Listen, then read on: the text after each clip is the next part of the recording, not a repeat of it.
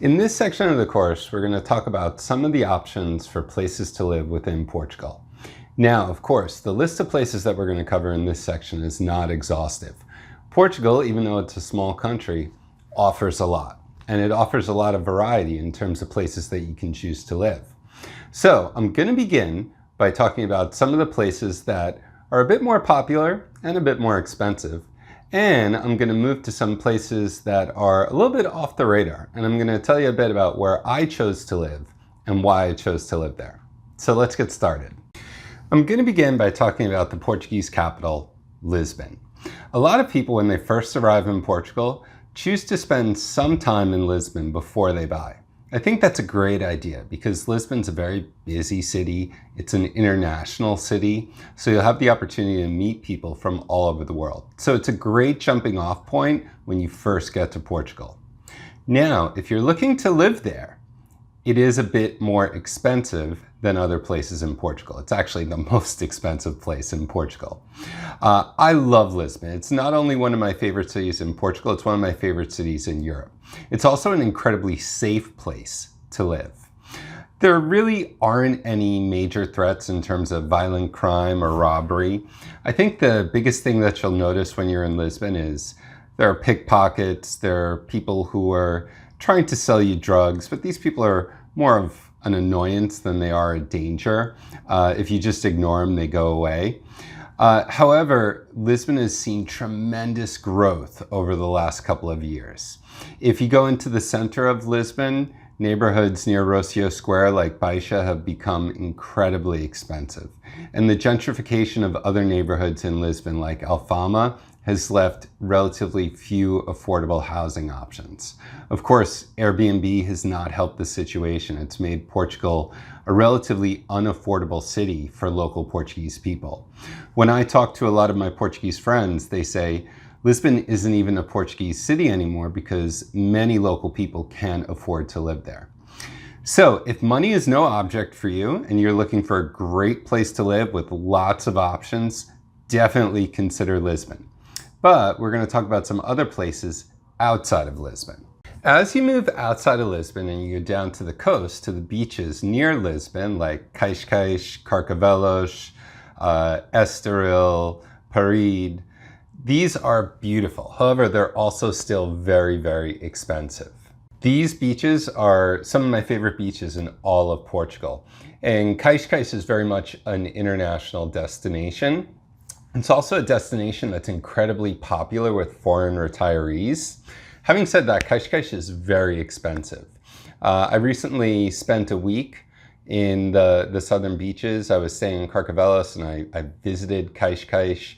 And I remember going to a real estate agent and seeing a 2-bedroom apartment in the historic district of Cascais for 1.2 million euros.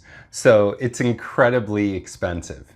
Looking around Carcavelos, I saw a place that was walking distance to the beach, also a 2-bedroom, and it was going for around 400,000 euros. So these are very expensive, especially if you're coming from the United States and you're converting back to dollars. That adds even more to the price tag. So again, if money is no option, these beaches are incredible places to live. You're very close to Lisbon, but you are paying a price for that.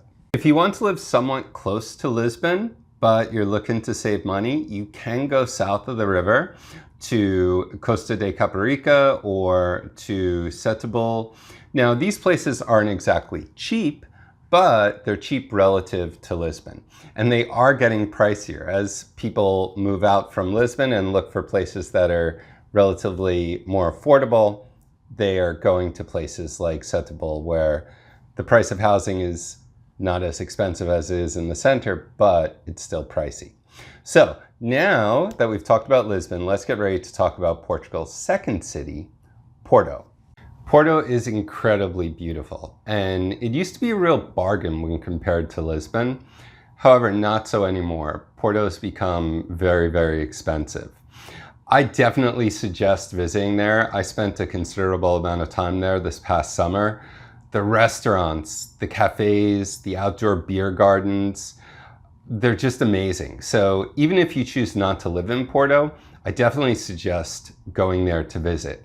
And if you're going to go and do a scouting mission, I definitely suggest going to Porto and spending a little bit of time, at least 3 or 4 days, and spend a little time walking around the city and seeing everything that it offers. Now, talking about walking around the city, this is something that you should consider if you're an older retiree or a person who has limited mobility. Porto is a very hilly city. So if you're a person who likes to walk, but maybe you don't walk quite as well as you used to, you might find living in Porto to be a little bit of a challenge. So that's definitely something to consider. Another thing that makes Porto a really great destination is you're in one of the most famous winemaking regions in all of Portugal. Of course, famous for port wine, but also famous for Portuguese green wine and the Douro River Valley, where some of the best wines in Portugal are made. So again, even if you choose not to live here, I definitely suggest going for a visit because Porto and the surrounding regions offer a lot.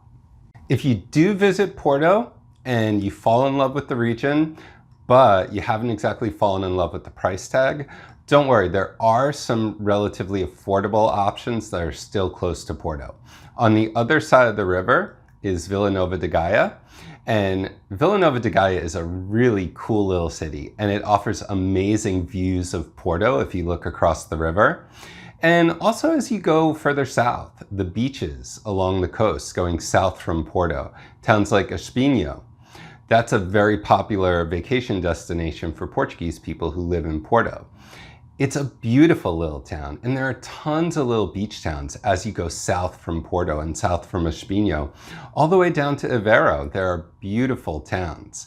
So if you're interested in that region of the country, there's a lot to explore.